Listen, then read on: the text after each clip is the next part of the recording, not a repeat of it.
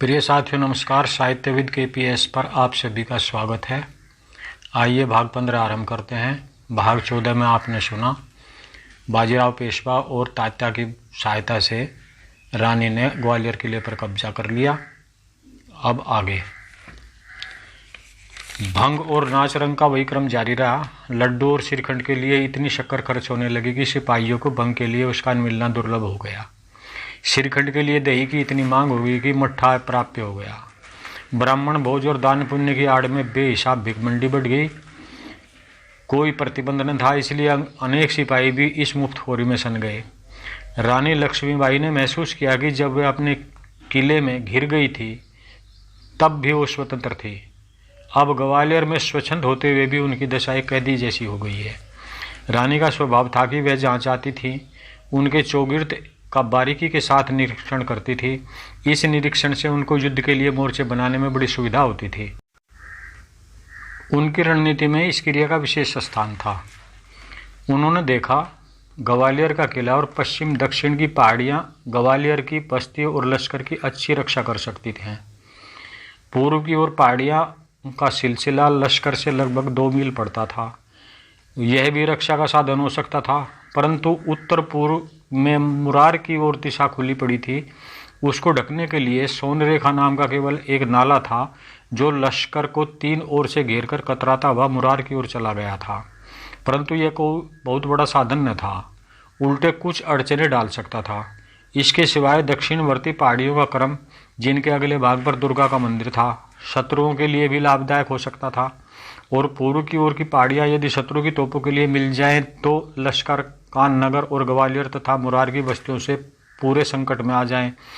उनकी इच्छा थी कि यदि पेशवा की सेना के दस्ते सब ओर से बढ़ती हुई आने वाली अंग्रेजी सेनाओं का आगे जाकर मुकाबला न करें तो कम से कम इन पहाड़ियों पर यथास्थान तोपखाने तो लगा ही ले। परंतु वहाँ भंग की तरंग और श्रीखंड की अखंडता में उनकी सुनता ही कौन था। इस निरीक्षण के सिलसिले में उनको एक बाबा गंगादास का पता चला। इनकी कुटी सोनरेखा नाले के उत्तर की ओर कुछ ही दूरी पर हटकर थी, किले के दक्षिणी छोर से पूर्व की ओर दिशा में। बाबा गंगादास की कुटी फूस और लकड़ी की छान छप्पर थी। निरीक्षण करते करते रानी को प्यास लगी। बाबा ने पानी पिलाया। उस समय उनको मालूम हुआ कि झांसी की रानी लक्ष्मीबाई हैं। उन्होंने बाबा की आंखों में शक्ति का एक अद्भुत आकर्षण देखा। पेशवा की अनसुनी कर देने के दिन से उनका मन खिन्न सा रहने लगा था। निरीक्षण करती गईं, लड़ाई के नक्शे बनाती थीं, अपने सिपाहियों को क्वायद परेड कराती थी और समय पर पूजन ध्यान करती थीं, परंतु मन का अनमनापन नहीं जाता था। संध्या होने में विलंब था। लू तेज चल रही थी। रानी मुंदर के साथ स्त्री वेश में बाबा गंगादास की कुटी पर पहुंची। घोड़ा एक पेड़ से बांध दिया। बाबा के सामने पहुंचकर नमस्कार किया। बाबा ने आसन दिया, ठंडा पानी पिलाया। रानी ने कहा, मैं आपसे कुछ पूछने आई हूँ। मेरा मन अशांत है, आपके उत्तर से शांति मिलने की आशा है। बाबा बोले, मैं राम भजन के सिवाय कुछ जानता ही नहीं हूँ। रानी, आप ब्राह्मण भोजन में गए? बाबा, नहीं गया, यहाँ बहुत खाने को मिल जाता है। रानी, इसीलिए आपके पास आई। आप टाल नहीं सकेंगे, बताना होगा। आपने अकेले अपने मन को शांत कर लिया तो क्या हुआ, हम लोगों को भी शांति दीजिए। बाबा, पूछो बेटी, यदि समझ में आ जाएगा तो बता दूंगा। रानी, यहाँ थोड़े दिनों में युद्ध होने वाला है। आपकी कुटी का स्थान सुरक्षित नहीं है, किसी सुरक्षित स्थान पर चले जाइए। बाबा, सुरक्षित है, बात पूछो। रानी, इस देश को स्वराज कैसे प्राप्त होगा? बाबा, इस प्रश्न का उत्तर राजा लोग दे सकते हैं। रानी, नहीं दे सकते, तभी तो आपसे पूछने आई हूँ। बाबा, जैसे प्राप्त होता आया है वैसे ही प्राप्त होगा। कैसे बाबा जी? बाबा, सेवा, बलिदान, तपस्या से। रानी, हम लोग स्वराज कैसे स्थापित कर पाएंगे? बाबा, गड्ढे कैसे भरे जाते हैं, नींव कैसे पूरी की जाती है। एक पत्थर गिरता है, फिर दूसरा, फिर तीसरा और चौथा, इस प्रकार, और तब उसके ऊपर भवन खड़ा होता है। नींव के पत्थर भवन को नहीं देख पाते, परंतु भवन खड़ा होता है उन्हीं के भरोसे जो नींव में गड़े हुए हैं। वह गड्ढा या नींव एक पत्थर से नहीं भरी जाती, और न ही एक दिन में। अनवरत प्रयत्न, निरंतर बलिदान आवश्यक है। रानी, हम लोगों के जीवन काल में स्वराज स्थापित हो जाएगा? बाबा, यह मोह क्यों? तुमने आरंभ किए हुए कार्य को आगे बढ़ा दिया है। अन्य लोग आएंगे, वे बढ़ाते जाएंगे। अभी कसर है। स्वराज्य स्थापना के आदर्शवादी अपने अपने छोटे छोटे राज्य बनाकर बैठ जाते हैं।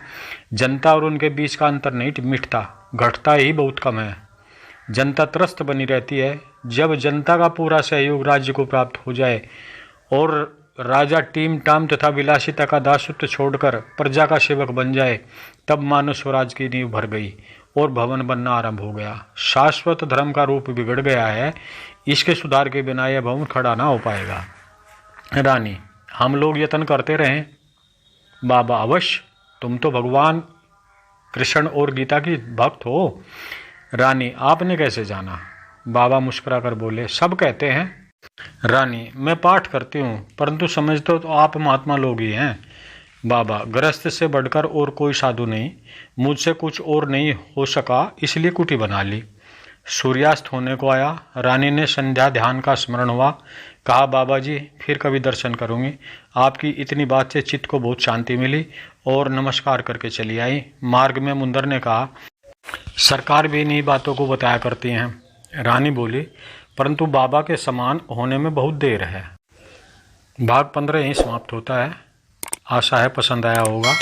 आप सभी से निवेदन है, कृपया चैनल को लाइक शेयर सब्सक्राइब अवश्य करें। आपका कृष्ण पाल।